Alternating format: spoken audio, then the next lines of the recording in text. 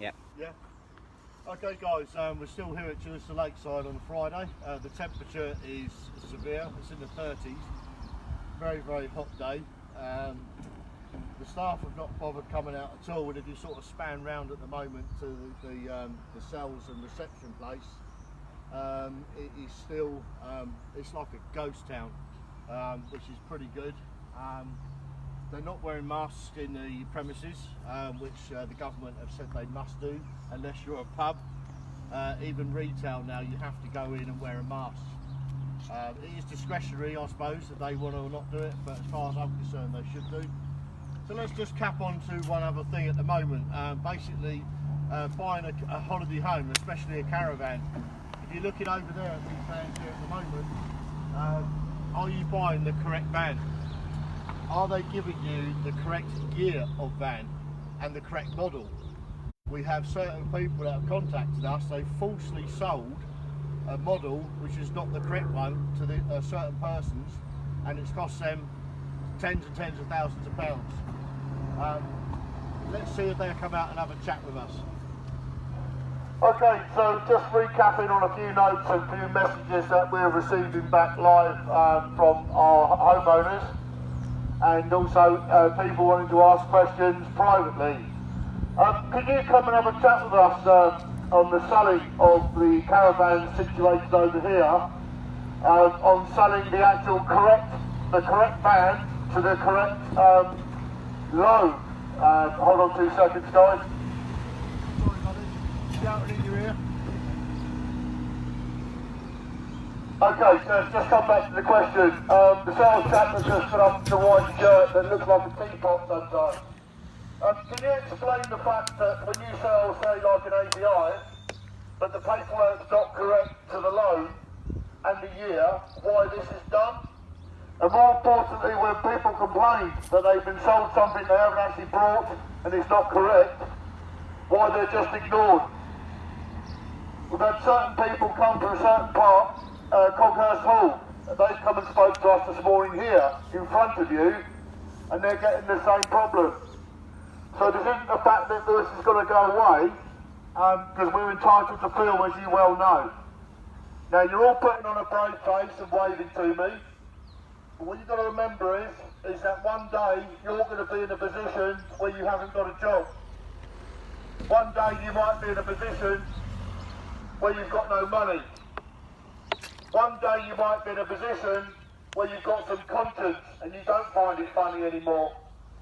And certain people that have left employment have come to us and stated facts. Now I know to most of you, especially the sales team here in particular, you do find it funny, amusing, you call the police, you whine about the fact that you're being intimidated, but yet on voice recording you're mis-selling and taking people for £100,000 plus. And yet to you, you go to bed at night and find it amusing. A certain young lady here, well, I think she's young, she may not be by looking at her when she drove past, she looked a bit older. I think the sun might be doing damage to her, plus her well. This particular lady started an argument with me on her own Facebook page, and tried to say that I was then intimidating her and making her life hell. I've kept all of my transcripts to this, but she's deleted and shut down her page. But it goes to prove a point. These people work out of hours. They try and hide the fact, don't they, Mr. Salesman that looks like a teapot, that when they sell illegally and calls out, they would try and text and phone call a certain individual using their private number to backtrack on the sale. But more importantly, you're breaking the Data Protection Act. When the police came to see me Sunday, they moaned about a certain lady wasting police time that's just driven past. But there's also a young gentleman in there, I won't mention his name, but he also likes to waste people's time and effort. The police aren't here just so that you guys can call them and complain to the fact you've got a little midget out the front with a beard making our life hell. I'm entitled to because you make our lives hell. And more importantly, you've done it to too many people.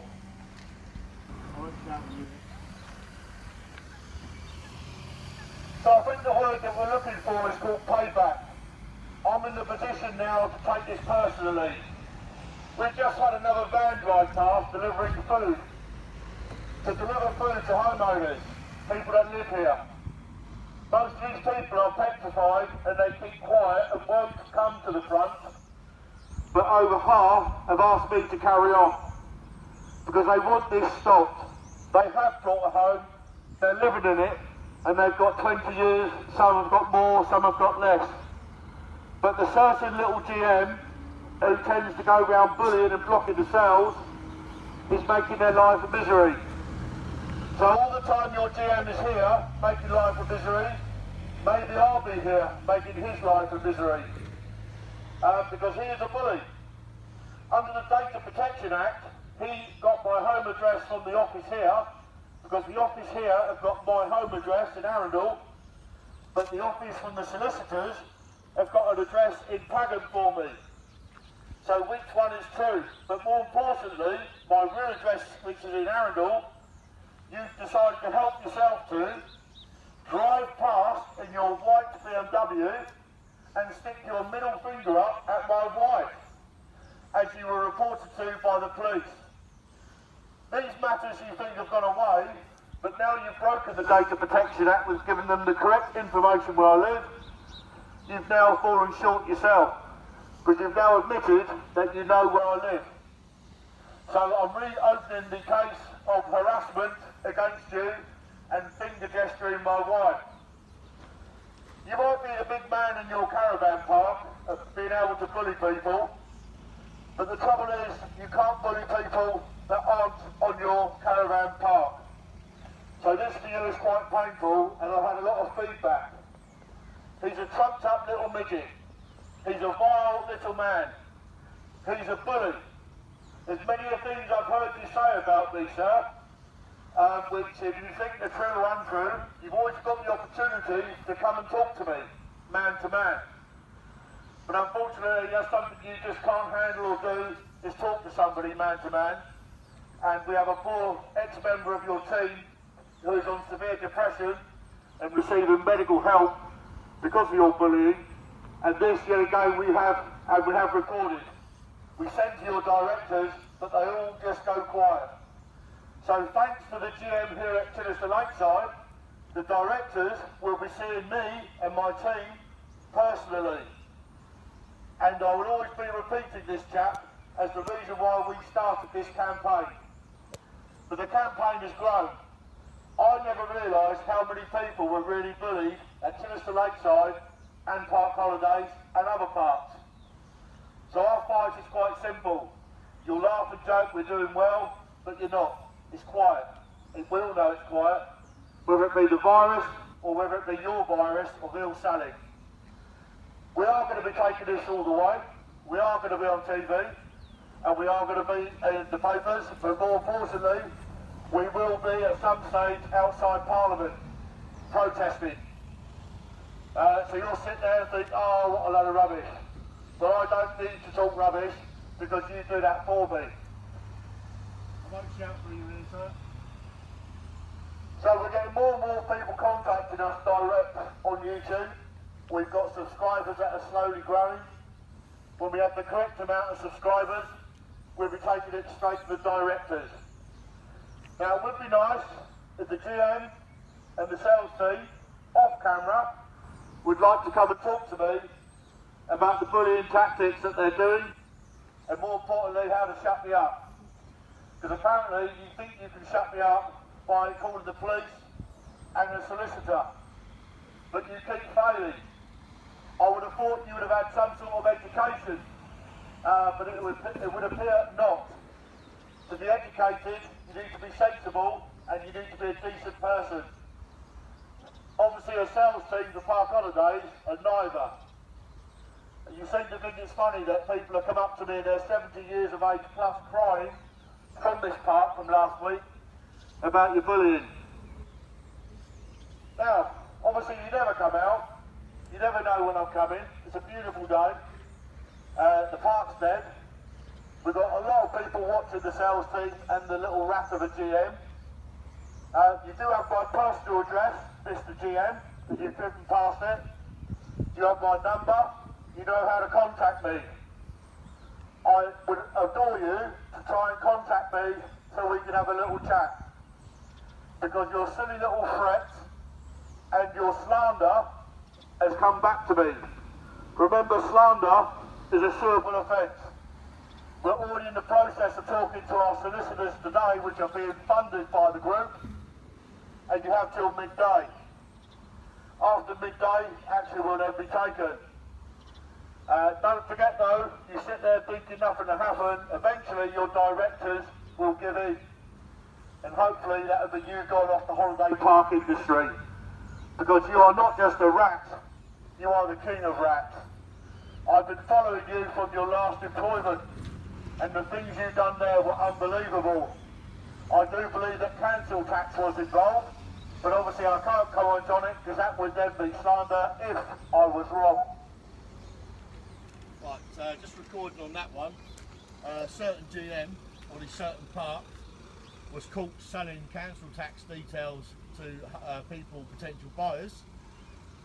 It went to court and it was all hushed up, so it's one of these sensitive issues.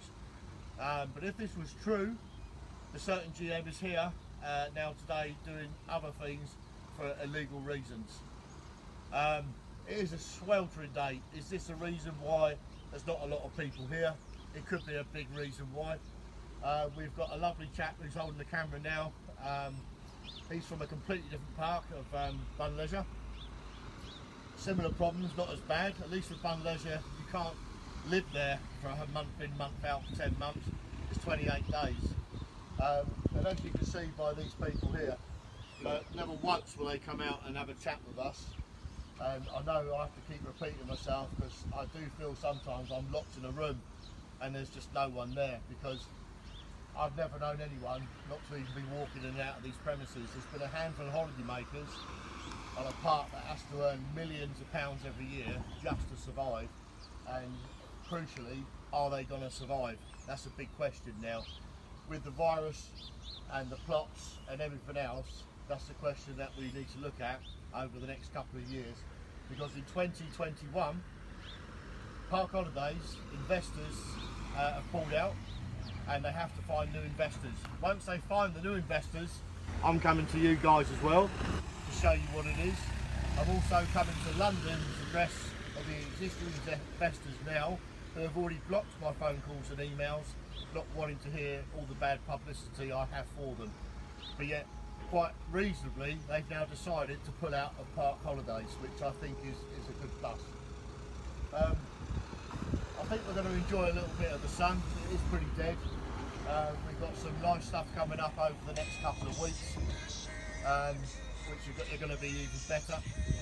We are visiting other areas, and like I say, we are visiting the head office directly, not Coghurst, the head office, and we're also visiting the directors. And eventually, I dare say that some of these celebrities are going to start coming on board, because they're only aware themselves now, after owning holiday homes, how people are treated, and they're probably the wrong people to upset. So we're going to sign off for a little bit, because it is a ghost town. Save some battery and save some heat, and we'll talk to you soon. Don't forget to go to YouTube and type in Katie Miller, K-A-T-I-E, Miller, M-I-L-L-E-R, and you'll be able to follow everything that we do.